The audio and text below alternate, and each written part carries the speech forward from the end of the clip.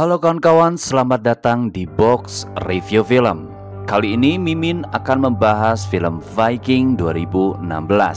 Akhir abad ke-10, kaum pagan Rusia dinasti Rurik memerintah Skandinavia menguasai jalur Feregwes sampai Yunani, salah satu wilayah Viking bagian utara hingga Kekaisaran Romawi bagian selatan, dikuasai oleh Raja Sviatoslav I yang memiliki 3 putra laki-laki. Setelah kematian Raja Sviatoslav I, ketiga putranya membagi kekuasaan mereka. Yaropol, putra tertua, menguasai wilayah Kiev.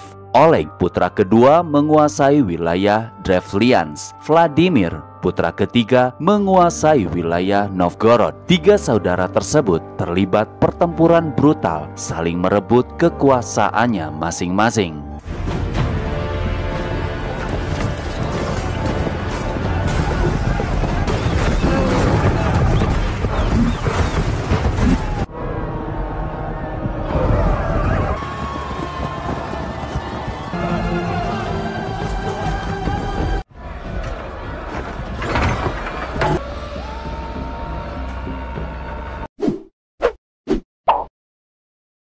Di tengah hutan musim dingin, Pangeran Oleg hendak melakukan perburuan banteng untuk dijadikan hadiah pernikahannya bersama putri dari kerajaan Polot.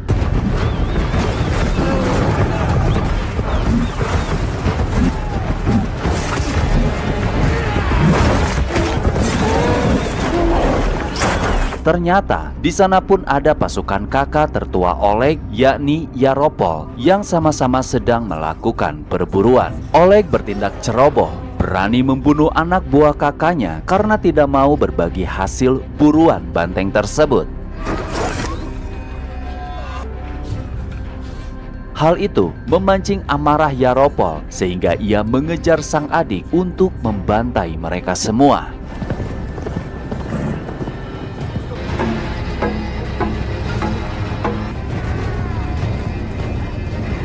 Oleg tergelincir ke bawah jembatan.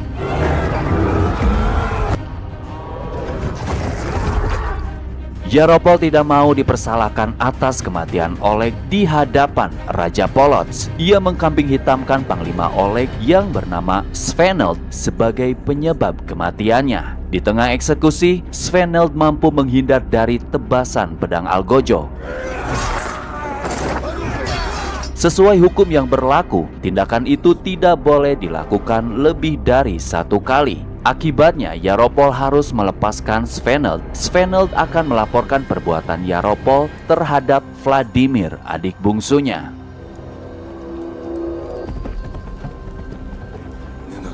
Singkat cerita, Sveneld mampu mendampingi Vladimir dengan menyewa kelompok Viking liar demi memperkuat pasukannya. Hal pertama yang dilakukan, berlayar menuju Polotsk untuk disandingkan dengan putri raja yang tadinya akan dinikahi Oleg. Smalje adalah putri raja tersebut. Smalje menolak lamaran Vladimir, bahkan sempat menghina Vladimir dengan sebutan anak seorang budak. Ucapan Smalje menjadi malapetaka bagi kerajaan ayahnya.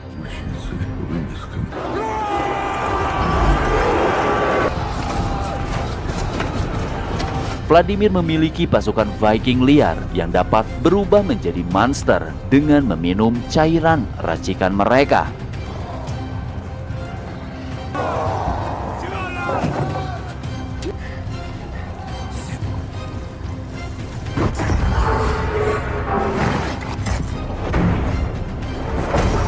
Setelah menguasai kerajaan, tibalah giliran Smalje menanggung akibat atas ucapannya.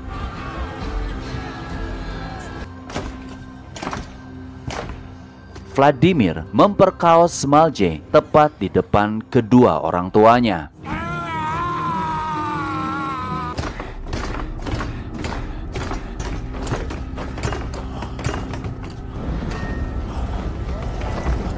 Kemudian diakhiri dengan pembantaian seisi istana.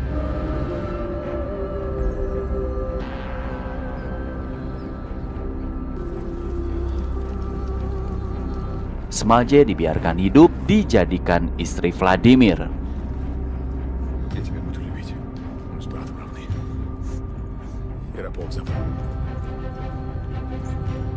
Perjalanan kini mengarah ke kota Kiev untuk menyerang kerajaan Yaropol.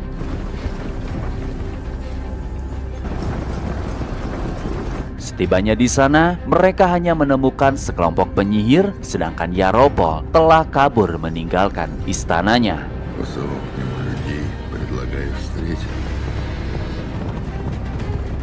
Tidak lama kemudian, Irina yang merupakan istrinya Yaropol tertangkap bersama pengawalnya.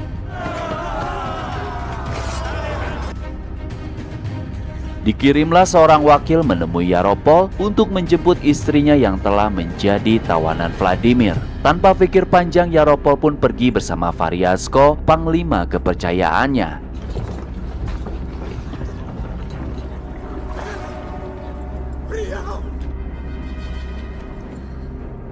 Setelah dipertemukan dengan Irina, Yaropol dipersilahkan memasuki ruangan Vladimir.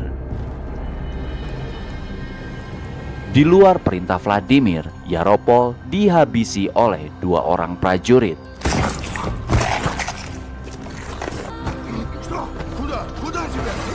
Svenedlah yang merancang semua skenarionya. Vladimir mengampuni Panglima Variasko sehingga ia dibiarkan pergi meninggalkan istana. Kematian Yaropol mengubah status Vladimir menjadi Pangeran Agung dinasti Rurik. Beralihnya kepemimpinan menggiring rakyat Yaropol menuju istana Vladimir.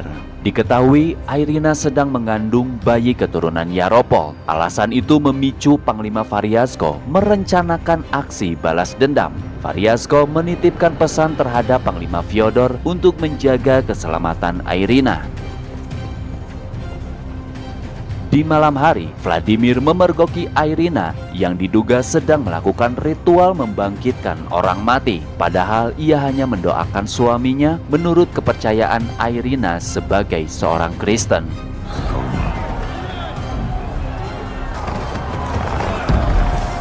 Demi melindungi dari pengaruh sesat, Vladimir membangun berhala dewa kepercayaan ayahnya. Ia melibatkan para penyihir melakukan ritual agar mengetahui kehadiran dewa dan permintaan dewa. Dari hasil ritualnya, sang dewa memilih 1 orang nyawa di antara rakyat Vladimir yang akan dijadikan tumbal.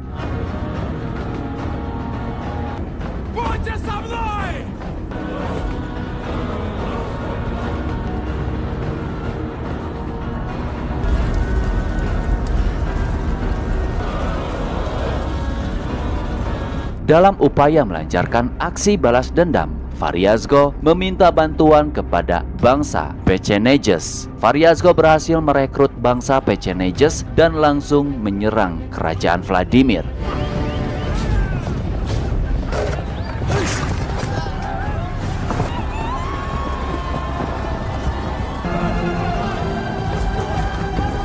Svened mampu menghentikan langkah Variasko yang nyaris membobol gerbang istana. Saat mendapati Irina dalam posisi berbahaya, Variasko menunda peperangannya dan memilih mundur untuk sementara waktu.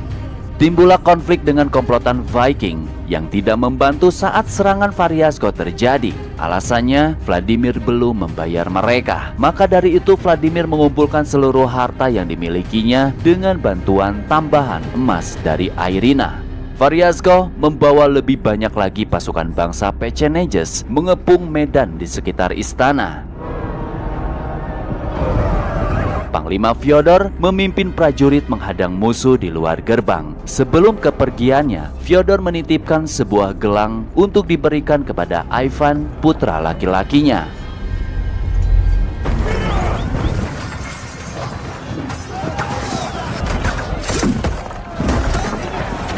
Vladimir mendorong pasukan Fyodor terus mengejar setelah musuh memilih mundur.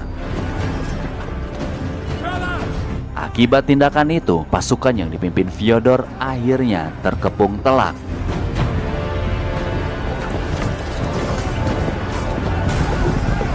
Kemudian datang seorang petarung Viking menerobos ke tengah pertempuran guna mengalihkan perhatian.